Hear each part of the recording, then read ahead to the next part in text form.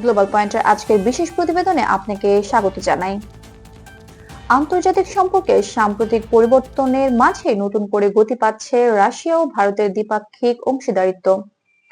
বৈশ্বিক জ্বালানি বাজার, বাণিজ্যিক প্রবাহ এবং ভূ রাজনৈতিক পরিবেশ যেখানে দ্রুত বদলাচ্ছে, সেখানে দুই দেশের ঘনিষ্ঠতা এখন আন্তর্জাতিক পর্যবেক্ষকদের বিশেষ নজর কাড়ছে। যুক্তরাষ্ট্রের বাণিজ্য চাপ এবং রুশ জ্বালানির উপর আরোপিত নিষেধাজ্ঞাজনিত জটিলতার মধ্যেও ভারত ও রাশিয়া তাদের অর্থনৈতিক সম্পর্ক আরো শক্তিশালী করতে একযোগে কাজ করছে। আন্তর্জাতিক বিশ্লেষকদের মতে এটি এমন একটি সময় যখন দুই দেশের সহযোগিতা শুধু দ্বিপাক্ষিক সম্পর্কেই নয়, বরং বৈশ্বিক অর্থনীতি এবং জ্বালানি বাজারে ভবিষ্যতেও গুরুত্বপূর্ণ প্রভাব ফেলতে পারে। নয়াদিল্লিতে 5 ডিসেম্বর অনুষ্ঠিত ভারত রাশিয়া দীর্ঘ বৈঠকে রুশ প্রেসিডেন্ট ভ্লাদিমির পুতিন ঘোষণা করেন যে দুই দেশের বাণিজ্য আগামী 5 বছরের মধ্যে $64 বিলিয়ন থেকে বাড়িয়ে $100 বিলিয়ন নেওয়াই তাদের প্রধান লক্ষ্য। এই লক্ষ্য ঘোষণার মধ্য দিয়ে রাশিয়া পরিষ্কারভাবে জানিয়ে দিল যে ভারত তাদের অন্যতম অগ্রাধিকারপ্রাপ্ত অংশীদার। আন্তর্জাতিক সংবাদ মাধ্যম যেমন রিউটার্স, ব্লুমবার্গ এবং ফিনান্সিয়াল টাইমস জানায় রাশিয়া ইতিমধ্যেই ভারতকে দীর্ঘমেয়াদী তেল, কয়লা, সার এবং জ্বালানি খাতে স্থিতিশীল সরবরাহে আশ্বাস দিয়ে যাচ্ছে।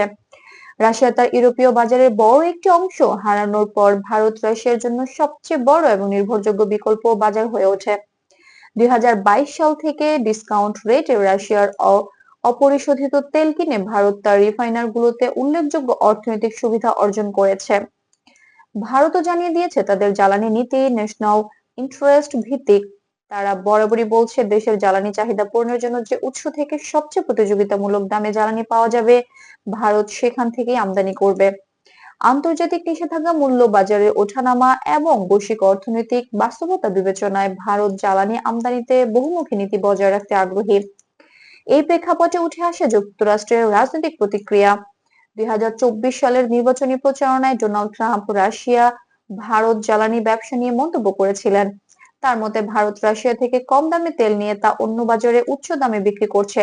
তবে এই ধরনের মন্তব্যের পরও যুক্তরাষ্ট্রের আনুষ্ঠানিক নীতি অপরিবর্তিত আছে। মার্কিন প্রশাসন বলছে তারা ভারতের সিদ্ধান্তকে বাধা দেবে না, বরং বৈশ্বিক স্থিতিশীলতা নিশ্চিত করতে সবাইকে দায়িত্বশীল ভূমিকা নিতে হবে।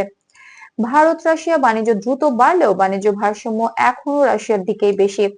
রাশিয়া ভারতকে যে পরিমাণ পণ্য রপ্তানি করছে তার তুলনায় ভারত রাশিয়ার তুলনামূলক কম রপ্তানি করছে। পেমেন্ট সিস্টেম, বিশেষ করে ডলার নিষেধাজ্ঞা এবং রুবল লেনদেনের সীমাবদ্ধতা এখনো কিছু চ্যালেঞ্জ তৈরি করে। তবে দুই দেশই এসব জটিলতার সমাধানে কাজ করছে। বিশ্লেষকরা মনে করেন রাশিয়া ভারত বাণিজ্য $100 বিলিয়ন লক্ষ্যে পৌঁছানো সম্ভব যদি বৈশ্বিক জ্বালানি বাজার স্থিতিশীল থাকে এবং দুই দেশের সমন্বয় আরো গভীর হয়। রাশিয়া ভারতের জন্য জ্বালানি, প্রতিরক্ষা সহযোগিতা, পারমাণবিক জ্বালানি এবং কৃষি খাতে বিশেষ সুযোগ সৃষ্টি করতে আগ্রহী। অন্যদিকে ভারতও বহুপাক্ষিক নীতির অংশ হিসেবে রাশিয়া, যুক্তরাষ্ট্র, ইউরোপ এবং মধ্যপ্রাচ্যের সঙ্গে সমান্তরালভাবে সম্পর্ক বজায় রাখতে চায়। সব মিলিয়ে নয়াদিল্লির এই বৈঠক দুই দেশের দ্বিপাক্ষিক সম্পর্কে নতুন দিক উন্মোচন করছে। রাশিয়া আগামী বছরগুলোতে ভারতকে একটি দীর্ঘমেয়াদী বাণিজ্য ও জ্বালানি অংশীদার হিসেবেই দেখতে চায়।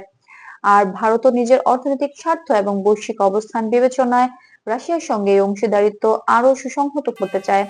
গ্লোবাল পয়েন্টের আজকের বিশেষ প্রতিবেদন দেখার জন্য ধন্যবাদ। আন্তর্জাতিক পরিস্থিতির আরো বিশদ বিশ্লেষণ পেতে চ্যানেলটি সাবস্ক্রাইব করে সঙ্গেই থাকুন।